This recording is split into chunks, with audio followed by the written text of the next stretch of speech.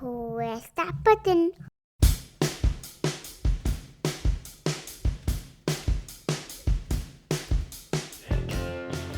Hey, are you a new listener to this show? You should reach out to us. You can email us at thealabamatake@gmail.com or reach out to us at any Alabama Take social media place, destination, whatever you call it. We are taking it down. We're the podcast you're listening to right now. This podcast is produced by the Alabama Take for TV, movies, music, little books. We're here to give you straightforward, down-to-earth analysis, or maybe just thoughts that lets you know if a show, movie, music is any good and why. I am the host and editor-in-chief of the website. My name's Blaine.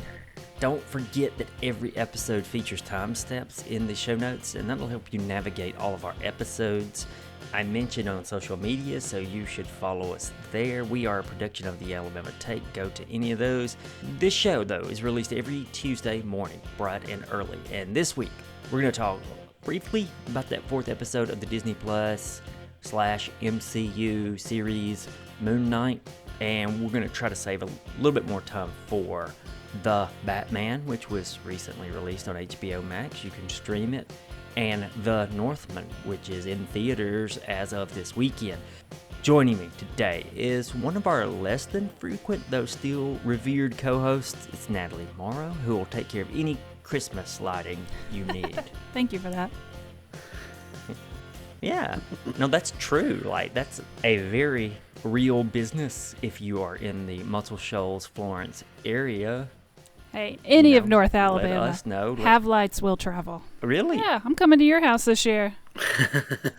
Well, I was just about to say, I want you to come to our house and spend an evening, and we'll drink hot chocolate and chat it up. Sounds great. Sounds like a plan. And as always, if you have been in legal trouble, he is our lawyer, Donovan Reinwald. I can't endorse that last statement. That was a little bit of a Better Call Saul nod for anyone watching Better Call Saul, because it started back up. Just message me privately or the Alabama Take, because our people here on this show with me are not caught up. So we have a lot of excuses for why that is so. Go on. We got into them last week, but not with Natalie. I'm going to open the floor for her. I just don't like it. Really? Yeah. I never really got How much have you watched? Super into Breaking Bad. I know, like, don't fire me. Like, I watched a lot of it. I watched the last season, but I kind of missed some episodes or seasons in the middle, and I'm fine with it. That's fair, but it's also surprising. And okay, well then if you didn't like Breaking Bad, you probably won't like Better Call Saul. Although, I don't know. That's an interesting hypothesis. Would you like Better Call Saul if you didn't like Breaking Bad? It's possible. Hey, it's our opening. We've got the Done Up Real Good Listener of the Week, and this week it will go to. It needs to go to me. Why? I listen every week. I've never missed an episode. Really? Yeah, that's my Tuesday morning. Well, sit at work with my coffee, listen to your podcast. I did not. Well, what do you do when you're on the show? I listen to it. Really? Yeah. You go back and I got to make sure I didn't sound like a complete idiot, and most of the time I don't. You check what I edited out. Yeah. That's cool. Listener of the week. I'm going to give it to Bo Hicks, though. Bo Hicks. Why does he listen? Well, he's got the new podcast, right? He said he would start. I can't say much. Okay, sorry. We're not allowed. We can't talk about Bruno. We're not allowed to talk about that one yet. Bo Hicks is our listener of the week. Thank you, Bo. Before we get into our discussion of the feature-length superhero stuff, and even before we get into Moon Knight, Natalie, you had a question. Yeah, I got beef with this podcast. Mm-hmm. So I just want to know, we had a new, this isn't even like you've missed things in the past, which you have. We have a new Fantastic Beast, Wizarding World of Harry Potter movie coming out this weekend, and there has been no mention. We missed out on the 20th anniversary in December, there was a 20th anniversary of The Lord of the Rings, Fellowship of the Rings movie coming out. Missed that one. You missed the 4th Matrix movie. I'm just going to keep going with this. Are we going to skip over the 60th year of Doctor Who next year? Like, you've got a lot of things, man, and I want to know where you're at. This is true. And here's the honest response to the first one. I just found out there was a new Harry Potter movie yesterday morning. What? And I was kind of surprised. I was like, why have I not seen this advertised? What did they drop the ball on this? I'm not even seeing it on like things I scroll through online. I don't know. So I'm surprised. I know you're really pushing up against what we cover here, but I was honestly surprised that movie wasn't. I don't know what happened. It's been everywhere. I mean, I've not. I Wow. don't know how you're missing it unless you're just not in the targeted market of the advertisers' social media thing. Yeah, I don't watch a lot of ads on TV. I skip them or watch streaming or whatever. But even like in social media, I should have seen something. You have to remember that Blaine found out about this Harry Potter movie yesterday morning, found out about Harry Potter last week. Good point. So he's a kid? Look, He's a kid, but he's an adult now because he grew up, Blaine. Interesting. I don't know where this is going. You have to watch it to find out. I guess so. I have watched one Harry Potter movie, the first one. That's pretty I good. did, yeah. Why did I watch that one? Of I didn't like it. course you didn't. Are you going to Well, cover? should I? Yes. No, it's fine. I'm just going off here. Sorry, I apologize. We're going off the rails. Are you going to cover the new Fallen Kingdom, whatever the hell, Jurassic World? That's what they're calling it now. Another pop culture phenomenon. Are we talking about this summer? Yes or no? It looked. I saw an ad for it before the Northman, and maybe I might watch that one. But Lord of the Rings, I just never got into. I didn't like. Though I know Donovan and Adam really like it, and they have that Amazon Prime show coming that's right. like they spent enough to end child hunger on this show, and it's coming soon. I feel like you've just told us your opinion on it with that sentence. Like you just judged it really harsh. They could have ended child hunger, and we got to watch another damn Lord of the Rings show. And I'm just saying it costs a lot. Like that's how much. What doesn't? Well, that's just the thing that's making headlines since no one knows much about it, about what's going to be the content of it. I bet it's going to have some singing. Is it a musical? It's going to have some sword play. Blaine, it's going to have it all. It'll have swords in it. Okay, let's talk Moon Knight. 4th episode. Speaking of swords. Yeah. Well, no. You didn't see any swords in this There were one? no swords. There was an axe. Well, there were knives. There was yes, heavily used axe. So how did you feel about 4th episode of Moon Knight? It was all right. I felt like I was watching like the in-between scenes of a video game for a lot of it. Wow, that's an interesting comparison.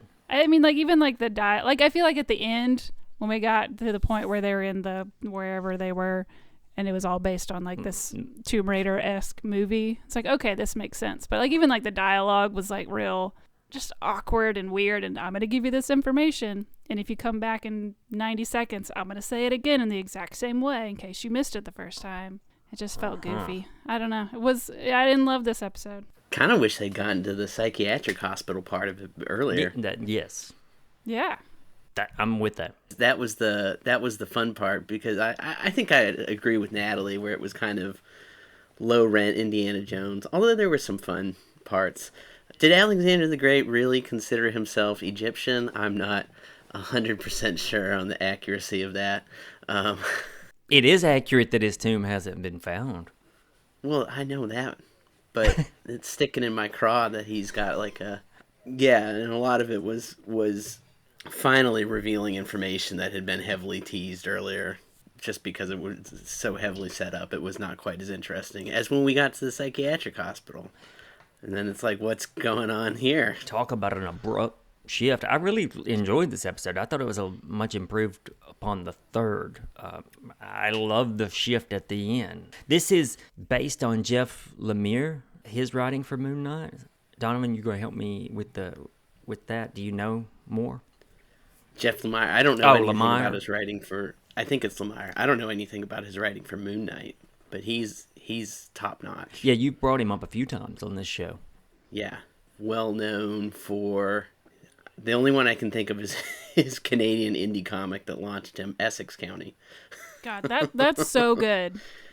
So good. Oh, really? Yeah. Yeah, it's really What's good. the basis of it? Superhero or no? No. Not really. It's sort of interconnected. Three or four interconnected family storylines. Okay. Takes place up in Canada. Mm-hmm. In a fictional Essex County. Okay. Yeah, kind of slice of life. I love a slice of life. I'm digging Moon Knight fairly well.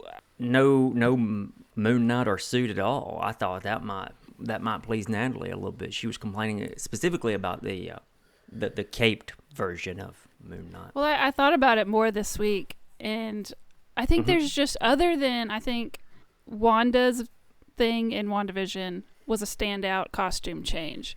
Every other hero in these Disney Plus shows, poor new Captain America had a terrible costume. Like, they just don't, something is missing in the crew. Sorry, costume designers, but you ain't got it. They're not getting when you're working for the movie, you're getting people that can get nominated for an Academy Award. They're missing that whole group, that whole segment of people. Yeah. They're shooting for Emmys here, at best. Yeah. How taken aback were you by the hippo? I was because I'd kind of been spoiled on the hippo showing up, but hell. so I knew it was coming, but the voice that came out of it was completely unexpected, so that was still really fun. I wasn't so taken aback because it was pretty obvious something was going on. It seems like that's going to be one of the gods that we've already met, right? She's an actual Egyptian goddess of fertility. That Yes. much I know. Obviously not. We haven't seen her in hippo form. Very strange, weird, Moon Knight kind of doing more weird stuff than your average Marvel show. It's definitely weirder than Hawkeye, just to put it side by side with something. I don't know. I'm digging Moon Knight. I like the weirdness. I really loved Oscar Isaac hugging Oscar Isaac. Yeah, that was... They were so happy. Sorry, are we assuming that the third sarcophagus that was, like, somebody was trying to get... Are we assuming that's Jake or whomever the third hinted at? But That's what I was assuming. Yeah, everyone online's assuming as much, and that makes... are they just going to ignore him the whole season? Because I'd be fine. That would be fun. Oh, wouldn't that be cute? I'd love that. You've got another more homicidal personality, but we're never going to see him. No, we're definitely going to see. And there are 2 episodes left, though. You do have a point that they could disregard it, and I don't know. I love that kind of stuff. I think those things are brave. But no, they'll mention him for sure. So that real quick, Moon Knight. More on Moon Knight as it descends into its landing. Let's stick with the superhero genre, but we'll switch to DC. The Batman is now streaming. I believe it's The Batman. Thank you. The Batman streaming on HBO Max. If you had missed it in the theaters, then here's your chance to maybe see it at home. The experience of watching this one at home, though, was denigrated because you guys know where I'm going with this. No goddamn movie needs to be 3 hours long. See, I actually, sitting through it in the theater, I really didn't mind it as much as I thought I was going to mind it. You'd notice that shit at home. You do notice it at home. Usually, like, I thought that there was going to be a part where I got real antsy, and it's like, okay, that's like the 2.5 hour mark or something like that. But it never quite happened. Whereas, yeah, you're at home, you can check your phone, you can clock on the wall's ticking, you got You're praying that your sleeping children stay sleeping. Death is knocking at your door. I mean, it's just all kinds of shit at home. So the Batman, directed by Matt Reeves. I mean, everybody knows this. It's starring Pattinson. It's got John Turturro, who caught me by surprise. I didn't know he was in this movie, and I was like, there's a welcome sight every time you see him. It's got Zoe Kravitz as Catwoman, Selena Kyle. I mean, the list goes on. It's a packed movie as far as stars go and as far as length goes. But I'll tell you this, I did like it. My overarching thought is it was good, and I'll get into the details on why it worked for me.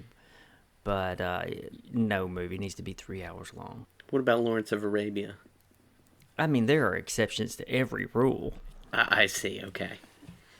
No superhero movie needs to be 3 hours long. They're inching that way. What's Doctor Strange, the Multiverse of Madness? We got another 2.5 hour long one. I think it's a full day. You have to. It's an 8 hour event. It's an experience. It's like a cricket match. Yeah. Let's begin though. We'll go general. Then maybe spoiler line somewhere coming soon. I really enjoyed it. Well, I enjoyed it more than I thought I would because I don't love Batman as a character that much.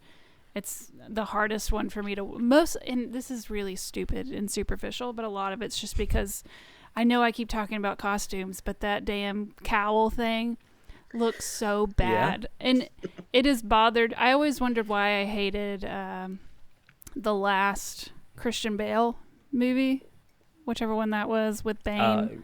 Dark Knight Rises or whatever it was. Yeah. He's coming back. Like there was a scene where I was like, there's just something odd about Batman, and I can't put my finger on it. But then there was a scene where he was fighting in daylight in his costume, and he just looked so stupid.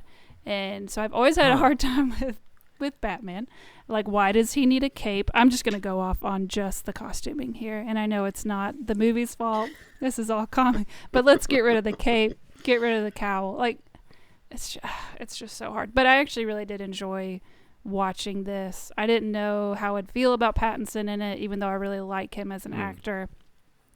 Mm-hmm. But I think he did a really good job. He kind of approached the whole approach to the Batman Bruce Wayne thing was a little bit different, and I enjoyed that. And there were some, like, it was a serious movie, but there were still like a couple of like kind of like hidden jokes in there that were really fun to kind of see. So I was in. It was great. I didn't mind. I didn't even notice it was 3 hours because I was sitting at home alone with no distractions. I think I started it just a little too late. The only time I've ever been upset about a costume, maybe on that level, is the Ben Affleck costume was with Zack Snyder because the ears were just tiny. But see, that's better like to me. Like, get rid of them altogether. Huh.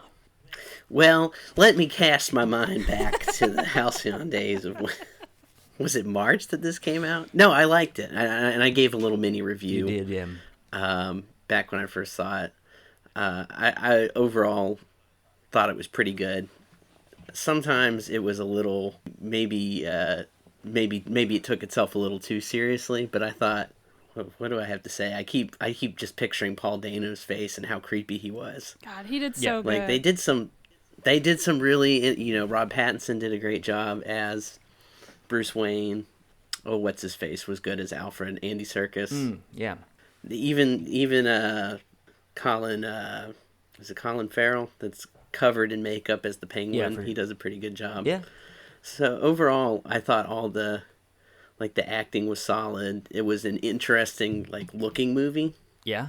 Usually there's something good going on, and there were a couple very fun, kind of innovative scenes.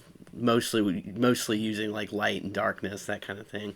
When a comic book movie, takes itself this seriously, one thing I want for it is that I want it to be about something if you strip away the hero and villain, the superhero stuff. Absolutely. And this one mostly did that for me. So does Joker. So they have a lot of similarities, but Batman as a David Fincher film, I think it may be the exact way to do this, to do Batman. That was what I was gonna say. I was just about to say the thing you strip away is that the Zodiac killer is really scary. Yes, that's the way to do it. I mean, because that helps make some of this add up. Again, if you're taking it seriously, like, who's going to be accepting of a caped, masked vigilante running around, quote unquote, helping citizens?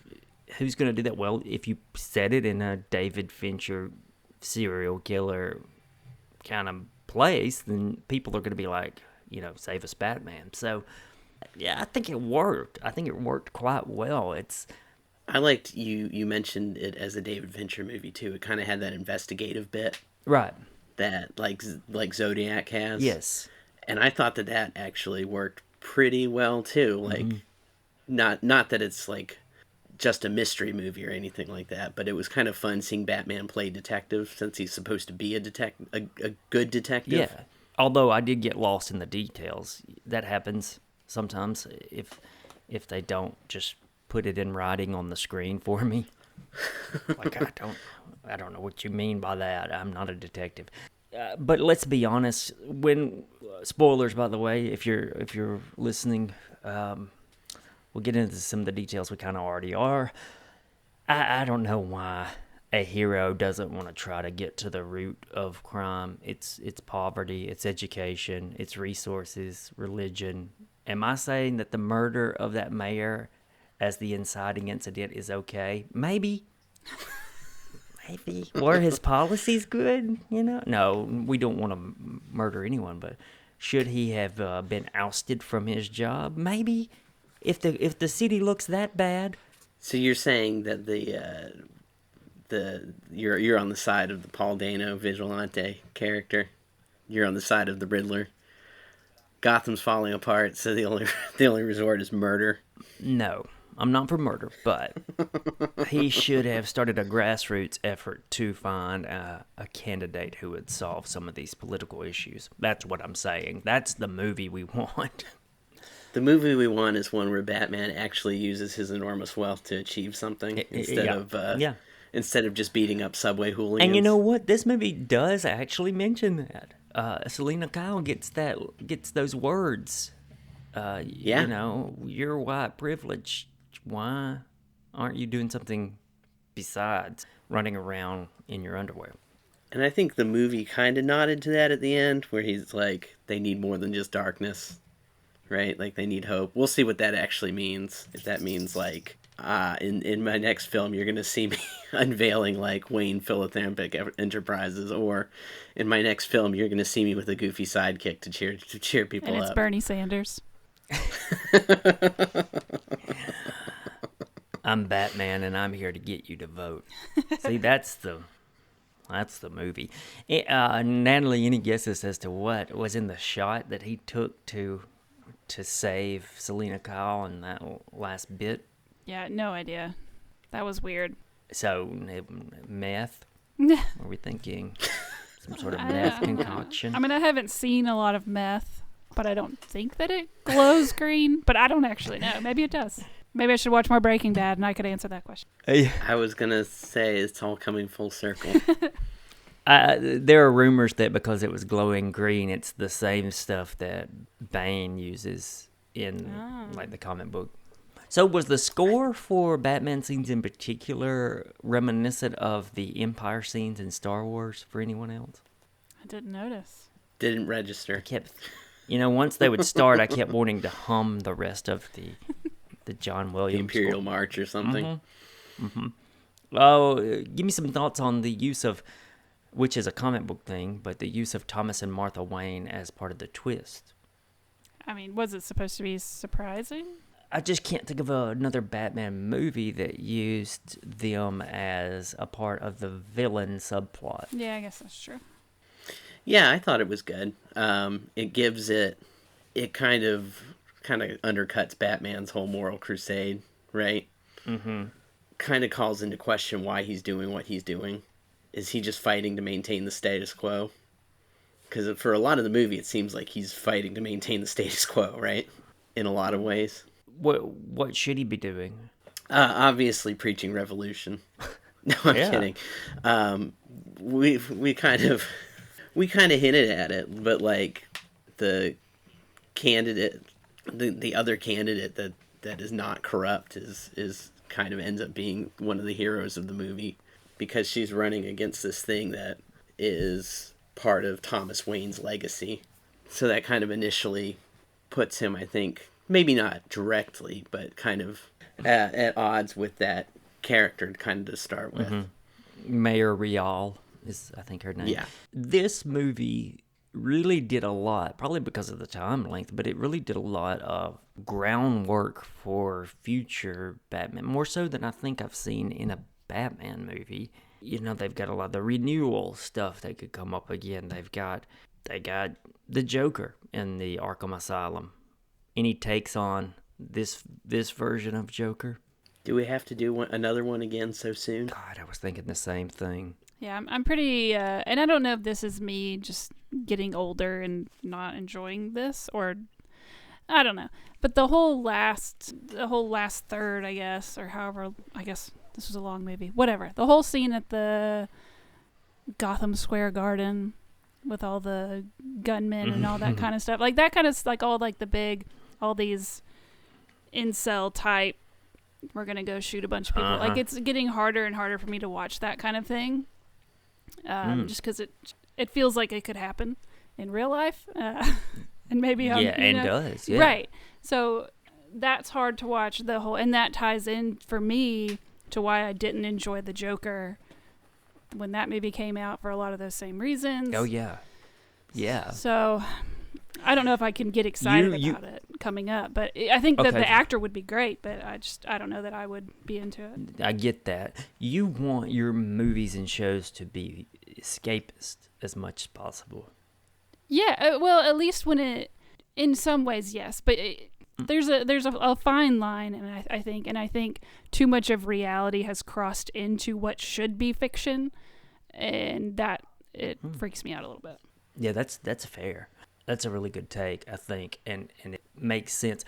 I usually lean the other way, where I want my reality mirrored to me in what I'm watching, so that I have a better understanding of it, or I can see it again and process it, because sometimes I'll read news that's not so happy, and I kind of block it out or forget about it immediately, so I don't dwell on it. So I get it. I don't want the fiction to influence. So so many people look to these kinds of shows and are like, "Oh, that's a good idea. I'm going to do that in real life." Like I don't want that. No. I'm just gonna put my Batman costume. Sorry to be a away downer. For right now, then. Just gonna. Oops. But what was really great was when the penguin was all tied up and he started waddling around. Let's just lighten the mood. That was fun. Yeah, there were no moments of levity that I can recall, except for maybe a couple of the one-liners between Selena Kyle and Bruce Wayne. That was about it. Thoughts on Zoe Kravitz? Fantastic. Loved her. I was gonna say, did I feel like every time you say like thoughts on an actor, my go-to response is like they were good or they were bad. So my go-to response here is she did a good job, and I don't have much more to say than that. I think it was Christy Lemire writing for RogerEbert.com said that first scene where she appears, Rob Pattinson gets because she gives off this energy like, ooh, you're like me. You're a freak like me. And I think she did a good job of like playing that role to the hilt. Yeah, I think she did a good job with some less than stellar dialogue as well. That's true, but at least Reeves did give Zoe Kravitz some things to do. Yeah. More out of the costume for her than Pattinson. We didn't get a lot of just Bruce Wayne walking around. No, he was really mostly Batman the whole time, which I thought was kind of interesting, because I thought that they might want to use Rob Pattinson more outside of the costume, just because he is such a fantastic actor. Now, when he was outside the costume, I thought he did a great job, but yeah, that was kind of it was an interesting choice. Well, it's called The Batman, not the Bruce Wayne. So. Interesting. Not the Rob Pattinson. Yeah, when are they going to make the Bruce Wayne movie? That's I would watch that. Honestly, That's the one where he starts striking at the social cause of crime. Yeah, exactly. Yeah. Did you guys not want to reach up and push his hair out of his eyes? Like delicately? Is that what you mean? Well, Share an intimate moment Distracting. with Batman? that'd be okay. That's fine. So where are you with it? Did you like it, Natalie? Overall? Yeah. I liked it. Yeah. That was good. Okay. Even despite your not being crazy about Batman himself. Yeah, I mean, I think, like I said before, I think this one did it a little differently. It was interesting to watch, to look at. The story, it took a few predictable turns, but it kind of ended in a way that wasn't as predictable, maybe. I don't know. I enjoyed it more than I thought. Like I said, more than I thought I would. I enjoyed it. I so did I. And I thought that for those exact reasons. Yeah. All right, well, let's take a break, and on the other side of this break, we're going to talk about another movie. We're talking movies this week. It's The Northman. The Northman. That's the guy. Okay, as mentioned earlier, we are a production of the Alabama Take, but besides our connection there, we still think the AlabamaTake.com is a wonderful stop for your internet perusal. If you follow us on social media, you'll get a heads up on what's new on the site, as well as a notification of what we cover on Taking It Down every Sunday. That's right, you get a couple days notice on what TVs or movies we're going to be discussing. We aren't the only podcast produced by the Alabama Take either. There's the bitterly funny music/comedy show This Song Sucks, coming in late spring for its third season, hosted by Josh Kavanaugh and Hayden Crawford, where they dissect why a song sucks. And coming soon, this may be the first time it's been revealed. Are you ready for it? It's the Alabama Slam, hosted by our head writer Patrick Akers and another Alabama Take alum, Corey Hanna. They're going to bring you the latest ideas and analysis on wrestling each week. Be on the lookout for when it launches on social media. Lastly, if you're new to this show, Taking It Down, we'll appreciate it and adore you. And if you would rate, reviews, and subscribe to the show. This show also appears on YouTube every week, so get our channel, The Alabama Take, on YouTube. So let's get back into this week's episode and talk about The Northman. It's time. Here we are for The Northman, which is directed by Robert Eggers. He also co-wrote it with a Scandinavian poet. Icelandic poet, thank you. And it stars Alexander Skarsgård, Anya Taylor-Joy, Bjork makes an appearance, Willem Dafoe, Nicole Kidman. It's about a young Vikings prince's journey for revenge. If that's all you want to know, good. Go watch it, come back. We're going to dive right in. I don't recall being excited for a movie like I have for this one in a while, and I think that hindered my viewing of the movie just barely. But I went in fairly blind. I knew it was about a Viking, and that was about it. I tried to do very similar. I was really excited because I really liked The Witch and I really liked The Lighthouse. And what I really appreciated about those movies was how they were not afraid to be really weird and strange and off-putting. And I'm not sure that this movie was weird and strange and off-putting in the same way that those were. Although it was still like, if you like listening to loud Led Zeppelin songs, you're probably going to like this movie. I mentioned that all-star cast and crew, but the director got me in the seat. Just like you're saying, Robert Eggers is what made me go see it, or even like buy a ticket before the day of. I think we got to get it out of the way. Nicole Kidman played Alexander Skarsgård's wife in Big Little Lies on HBO, and here she's playing Let me check my notes. Oh, his mom. And, there's that one scene where it's like she might want to be his wife again. Yeah. That was just for stabbing purposes, though, unless I Nah, I think it. misinterpret it. Did you know going in that this was one of the original texts for Hamlet? I did. Okay. See, I didn't even know that. So I knew I had an inkling that, that everyone was going to die. And so that it was that kind of like not dramatic. What am I trying to? It was that kind of tragedy, if you will. What'd you think about it overall? I think overall I thought it was pretty good. It wasn't as, I kind of said this earlier. It wasn't as weird or as off-putting, maybe as it could have been, but it had moments where, as it went on, it kind of got a little stranger. It did. And weirder and darker. Its odd moments didn't feel as fluid as they did in, say, The Witch or The Lighthouse. Yeah, they were more like interruptions. Yeah, and they were kind of jolting. It felt like a big Hollywood movie with Robert Eggers dropping some of his moments in there at times. Yeah, I'd say it. It's probably as much of a Hollywood movie as Roger Eggers is capable of making, right? Let's hope so, yeah. Let's hope so. I thought it was fun. Glad I saw it. Glad I went to the theater to see it. I didn't think it was great. So a little let down. This one didn't feel like it had as much to say as Eggers' previous works upon my first watch, but I think that might be, it leaned a little into that Hollywood movie more than his previous two.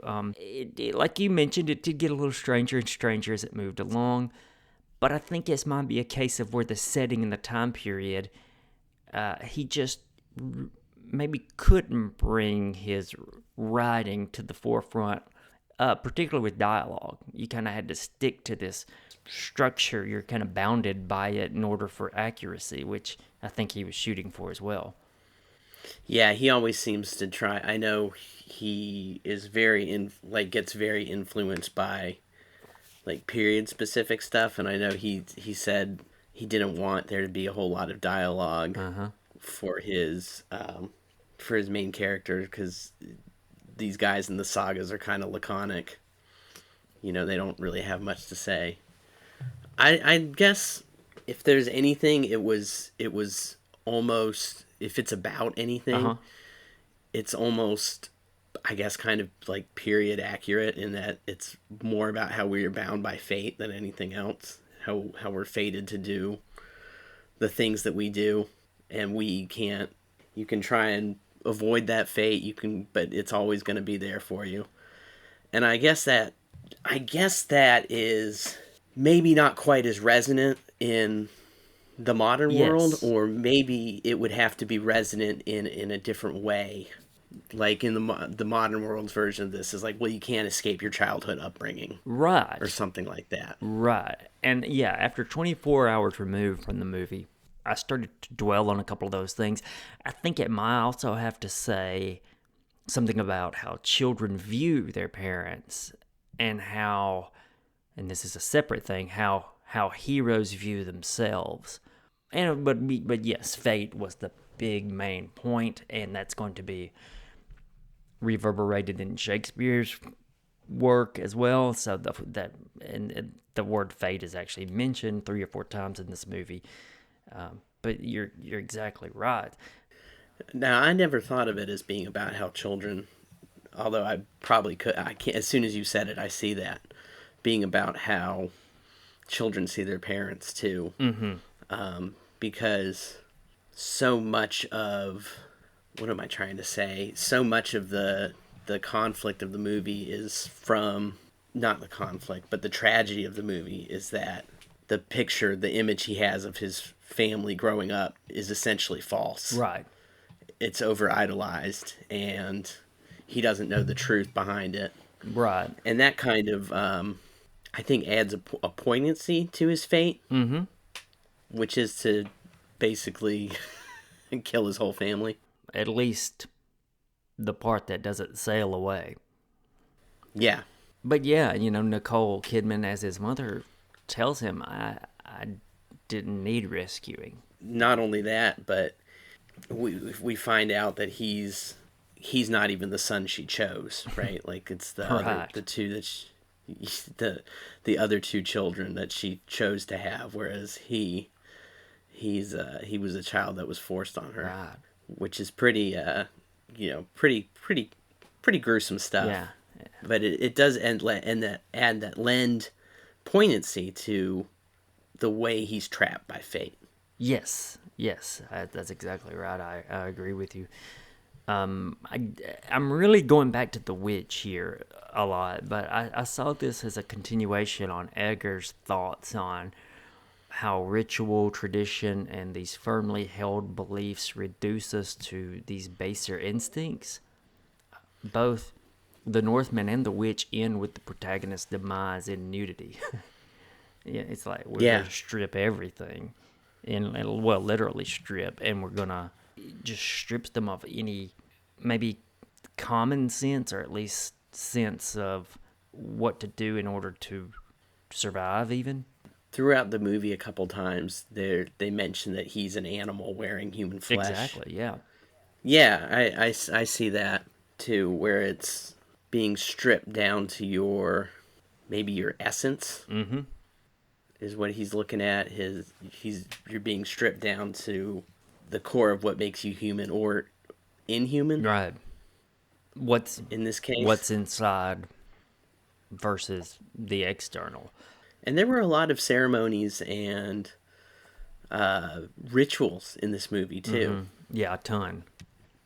and several of them featuring nudity or near nudity. So I wouldn't be surprised if you were onto something there. Did you like Bjork's performance there?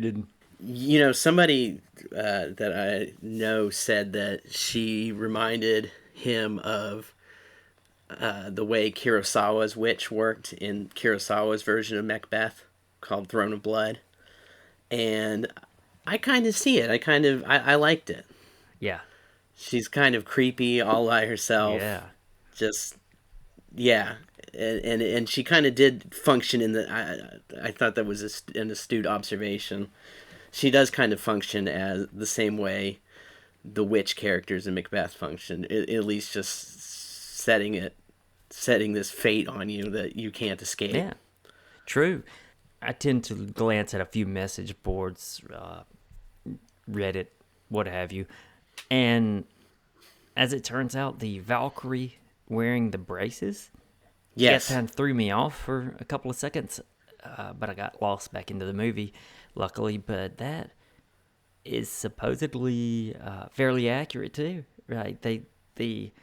There's been Viking drawings or something has surfaced that anyway that's not inaccurate or anachronistic. So, Interesting. That one, yeah, that threw me for a half second there until I was back. You get back in the movie pretty quickly. she though, was a anytime vicious something looking throws you. Valkyrie, by the way. Yes. Early in the film, when you have a movie that needs to be so strong with its fighting, I thought that the swordsmanship early in the movie felt under-rehearsed, or maybe it was a case of being over-rehearsed, because I could feel the actors pulling their punches, and it really felt to me like I was watching a movie, which is not what a director wants to do. Now, what part of how early in the movie Oh, were you feeling? It was Skarsgård just after growing up, so it was with the raid in that Russian area. Okay, with the raid and that's interesting because I thought that was actually one of the more effective scenes for me, just because it felt brutal, and I liked the way that he was using I like the way that he uses the camera. Yes. He kind of slides around. That was it. And I like the way he uses the camera. I was just about to add that the camera is so smooth that it punctuates the brutality, the violence there, because it's such a fluid movement of camera that you get the sense that this is normal. Yeah. And some of the violence is just in the margin of the screen. So it's what you got is a protagonist who's not as wrapped up in it, or he's shrugging it off, and the camera does that for you, which I thought was really cool. Yeah, I thought it was really effective. Yeah, it just didn't hit me as much as Eggers' other work, and that was my disappointment in it. Which is not to say it's not a pretty good movie, though. I'd give this one B or a B plus. I think I'm with if you. we're rating I it. think I'm with you. Whereas his last two were A's for me. Right. Especially, I'm a huge fan of The Witch. It's one of my favorite horror movies. Yeah. Although, I mean, there's, we kind of have said, there's a whole lot to love in this. The cinematography's great, the acting's great. A bunch of it takes place in Iceland, and I think they actually filmed it in Iceland. I think that's right, yeah. It looks gorgeous. And Eggers has commented how this was just a very rough movie. It almost broke him. Yeah. Well, because not only was it difficult to shoot, but it also got derailed by COVID completely. Okay, that makes sense. I believe. That makes sense. Who knew COVID was in Iceland? COVID's everywhere, man. Yeah, of course it is. All right, well, let's wrap up this week's show, and we're going to promise another episode next Tuesday morning. I think we're leaning heavily into talking about the new seasons of Russian Doll and Barry. Both excited to talk about as far as I'm concerned.